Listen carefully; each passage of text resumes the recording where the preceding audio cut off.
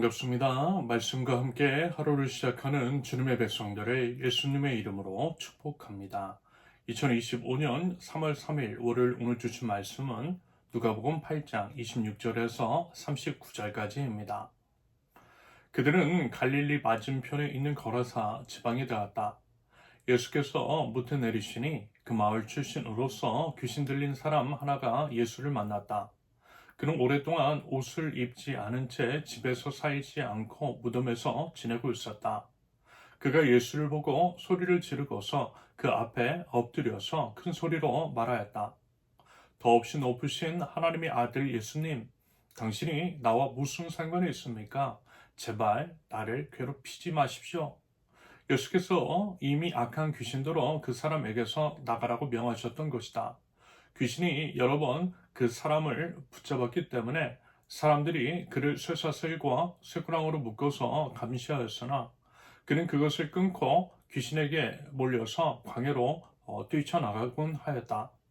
예수께서 그에게 물으셨다. 내 이름이 무엇이냐? 그가 대답하였다. 군대입니다. 많은 귀신이 그 사람 속에 들어가 있었기 때문이다. 귀신들은 자기들이 지옥에 보내지 말아달라고 예수께 간청하였다. 마침 그곳 산 기슭에 놓아 기르는 큰 돼지떼가 있었다. 귀신들은 자기들 그 돼지들 속으로 들어가게 허락해 달라고 예수께 간청하였다. 예수께서 허락하시니 귀신들이 그 사람에게서 나와서 돼지들 속으로 들어갔다. 그래서 그 돼지떼는 비탈을 내리달아서 호수에 빠져서 죽었다. 돼지를 치던 사람들이 이 일을 보고 도망가서 읍내와 촌에 알렸다. 그래서 사람들이 일어난 그 일을 보러 나왔다. 그들은 예수께로 와서 귀신들이 나가버린 그 사람이 옷을 입고 제정신이 들어서 예수의 발 앞에 앉아있는 것을 보고 두려워하였다. 처음부터 지켜본 사람들이 귀신 들렸던 사람이 어떻게 해서 낫게 되었는가를 그들에게 알려주었다.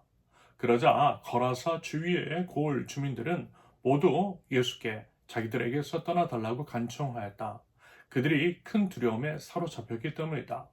그래서 예수께서는 배에 올라 되돌아가시는데 귀신이 나간 그 사람이 예수와 함께 있게 해달라고 애원하였으나 예수께서는 그를 돌려보내시며 이렇게 말씀하셨다. 내 집으로 돌아가서 하나님께서 내게 하신 일을 다 이야기하여라. 그 사람이 떠나가서 예수께서 자기에게 하신 일을 낱낱이 온 읍내에 알렸다. 아멘. 오늘 본문은 하나님 나라 복음 사역 여정 중에서 거라사라는 곳에서 일어난 사건의 기록입니다.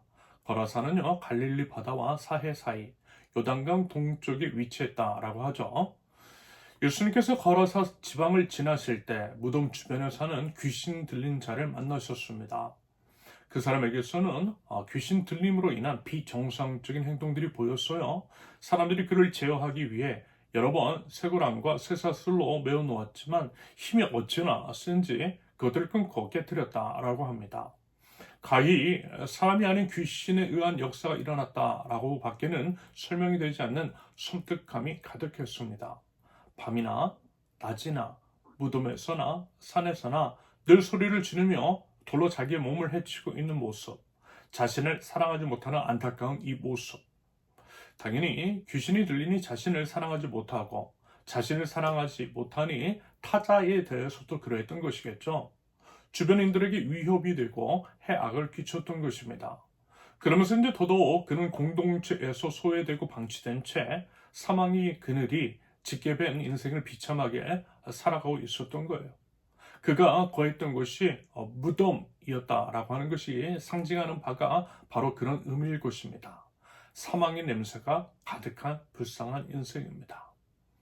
예수님께서 그 지방을 지나가시면서 그 사람을 만나신 거예요. 귀신은요, 당연히 예수님을 알아봤죠. 하나님의 아들이신 예수님을 알아봤어요. 예수님을 알아보고 예수님께 소리를 지릅니다. 자신을 괴롭히지 말라고 말입니다. 예수님은 가만히 계셨는데 혼자 소리를 질러요. 어둠은 빛을 두려워하는 것이 당연한 것이고 빛이신 주님의 존재만으로도 큰 고통과 위협을 느꼈던 것입니다. 그럴 때에 예수님께서는요, 그 사람 안에 있는 귀신을 쫓아내신 것입니다. 그런데요, 놀라웠던 것은 그 사람 안에 있던 귀신이 하나가 아니라 여럿이었다라는 것입니다. 군대였대요. 보통 군대를 이야기하는 레기온의 그 단어, 레기온의 단위는요, 3천에서 6천 명 정도라고 합니다. 한 사람 안에 그만큼의 엄청난 수의 귀신이 들렸다는 것입니다. 그러니 얼마나 강력했을 것이며, 그런 귀신에 사로잡힌 그 사람은 또 얼마나 고통스러웠겠습니까? 이처럼 많은 수이다 보니 예수님께서 그것들을 쫓아내셨을 때 주변에 2,000마리나 되는 돼지떼로 들어갔던 거예요. 귀신이 들어간 돼지떼들은 바다로 뛰어들어가 몰살되었다라고 합니다. 엄청나게 놀랍고 또 무서운 광경이었을 것 같아요. 감사하게도 예수님의 은혜로 정상으로 돌아온 광인, 그 귀신 들린 사람. 그러면 도대체 그는요, 어떤 연유에서 귀신이 들렸던 것이며 대체 무슨 사연이 있었던 것일까요? 물론 이 부분에 대해서는 여러 해석과 의견들이 있습니다. 그러면서 귀신이 들어가는 원인 중 하나는 분명 심리적인 유약함이고, 만약에 이제 정말 그 때문이라고 한다면 그것은 상당 부분 소외에서 비롯된 것으로 볼 수 있을 것 같아요. 소외, 다시 말해서 주변 사람들의 무관심입니다. 어쩌면 그는 소외당한 사람, 외로운 사람이었을지 몰라요. 더더욱 안타까운 것은 귀신이 들린 이후에는 더더욱 소외된 인생이었을 것입니다. 이전에도 그랬지만 귀신 들린 이후에는 더더욱 아무도 찾지 않았던 소외된 사람, 외로웠던 한 영혼. 그렇게 이제 소외된 한 명이 무덤가에서 죽어가고 있었던 거예요. 그래서 어쩌면 그 귀신 들린 자의 울부짖음은 자기를 좀 알아봐 달라는 처절한 절규였는지도 모르겠어요. 소외된 자의 외로움에서 비롯된 절규, 바로 그것이었는지 모릅니다. 말하자면 그때 그에게 생명의 예수님이 손 내밀어 주신 거예요. 다들 귀신 들림으로 인해서 고통을 받고 있었던 그를 소외시켰는데 우리 예수님만큼은 불쌍히 여겨주셨던 것입니다. 손 내밀어 주셨고요. 따뜻한 손을 내밀어 주셨던 것입니다. 냄새 난다고, 더럽다고, 나 살기 바쁘다고 다들 외면하고 소외시켰는데, 말하자면 그런 과정을 통해서 치유되고 회복의 역사가 일어나는 것으로 해석이 가능합니다. 여러분, 어쩌면 그게 아닐까 싶어요. 지금 이 시대, 광기의 시대에 정말 필요한 것, 예수님께서 보여주셨던 바로 그 관심, 따스한 관심, 불쌍히 여겨주셨던 마음, 그 따뜻함, 우리에게 필요한 모든 것일 수 있습니다. SNS 등을 통해 그 어느 때보다 활발한 소통을 하고 수많은 사람들로 둘러싸여 있는 우리이지만 오히려 그 어느 때보다 외롭고 훨씬 더 소외되어 있는지도 몰라요. 온라인 상에서와 오프라인 상에서의 모습이 너무나 다르죠? 온라인 상에서는 그렇게 친했던 사람들이 오프라인에서는 서먹한 경우들이 적지 않습니다. 오프라인 상에서도 스마트폰을 손에서 놓지 않는 이유가 바로 그 때문일 수 있습니다.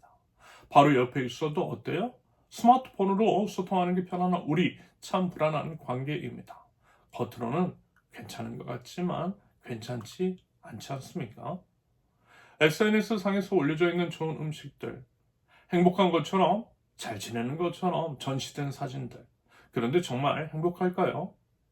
인스타나 페이스북에 전시된 사진들이 화려할수록 어쩌면 우리의 속마음은 영혼은 더욱더 공허할지도 모르겠습니다.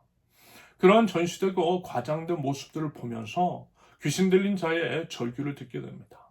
괜찮다 말하는 것 같지만 역설적으로 괜찮지 않음을, 공허하고 외로움 속에 외로운 속마음을 보게 되는 것 같습니다.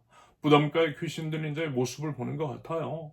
어쩌면 이런 모든 현상, 거짓된 세상 속에서 현재 우리 사회 안에 수많은 광인들이 양산되고 있는 것 같아 보입니다. 우리도요, 여러분 어쩌면 광인일 수 있다는 거죠. 그래서 여러분, 우리에게는요, 광인을 찾아오신 우리 예수님이 필요한 겁니다. 예수님의 그 귀신 들린 자의 손을 만져주셨던 그 따뜻한 손길이 필요합니다. 우리에게 필요한 것은요, 수많은 좋아요나 하트 이런 것이 아니라는 거예요. 예수님이세요. 예수님만이 우리의 공허함, 외로움, 죽음에서 구원해 주실 수 있으세요. 여러분, 예수님께서 지금 말씀하고 계십니다. 지금 우리 곁에 계시다고 말합니다. 우리와 함께 하신대요. 한 번도 우리를 떠나신 적 없으시대요. 고아와 같이 내버려 두신 적이 없으시대요. 예수님이 우리 안에 들어가길 원하신대요. 그 따스한 음성으로 우리 이름을 불러주시고 그 따스한 손을 내밀어 주세요. 그 손 잡아보세요. 여러분, 그러면요, 분명 예수님의 생명을 회복될 것입니다. 더불어 나음을 얻은 광인에게 집으로 돌아가서 주님의 행하심을 전하라고 말씀하셨던 것처럼 지금 우리들에게도 동일한 말씀을 하고 계세요. 소외된 자들, 외로워하는 자들, 그들에게 따스한 손 내밀라는 것입니다. 그러므로서 혼자가 아님을 깨닫게 하고 포용, 환대하는 우리 개개인과 공동체가 되길 바라시는 하나님의 마음을 보게 됩니다. 우리 공동체가 그렇게 될 수 있기를 바라요. 그것을 위해서 우리 좀 더 그리고 더욱더 끈끈하게 하나님을 예배하면서 교제에 더욱더 힘쓸 수 있기를 바랍니다. 여러분, 이것이 공동체 안에서 이루어가야 할 회복입니다. 바라기는 그런 기대와 소망을 담아서 믿음으로 사랑하고 포용과 환대로 나아갈 줄 아는 저와 여러분들, 우리 공동체 될 수 있기를 예수님의 이름으로 축원합니다. 함께 기도합니다. 참 아름다우신 주님, 사랑의 아버지 하나님, 한 번도 죄를 떠나신 적 없으시고 지금도 함께 하시며 죄를 선한 길로 인도하시는 여호와 하나님, 따스한 우리 주님을 신뢰합니다. 어려움과 힘듦, 외로움과 불안함, 절망과 절규가 가득한 시기에도 변함없으신 우리 주님 한결같이 인자한 목소리로 따스한 손을 내밀어 주시는 우리 주님의 손을 붙잡을 때에 하나님 저희들도 견뎌내고 이겨낼 줄로 믿습니다. 소외된 이웃을 찾아서 먼저 말을 건네고 손을 내밀 줄 아는 저희 되게 하시며 무엇보다도 저희 공동체 안에서 주님의 따스함이 가득하게 하셔서 치료와 회복, 포용과 환대를 이루어 나갈 수 있도록 주님 저희를 인도하여 주시옵소서. 예수님의 이름으로 기도합니다. 아멘. 하나님께서 오늘 주신 말씀과 각자의 기도 제목을 놓고 우리 잠시 기도합니다.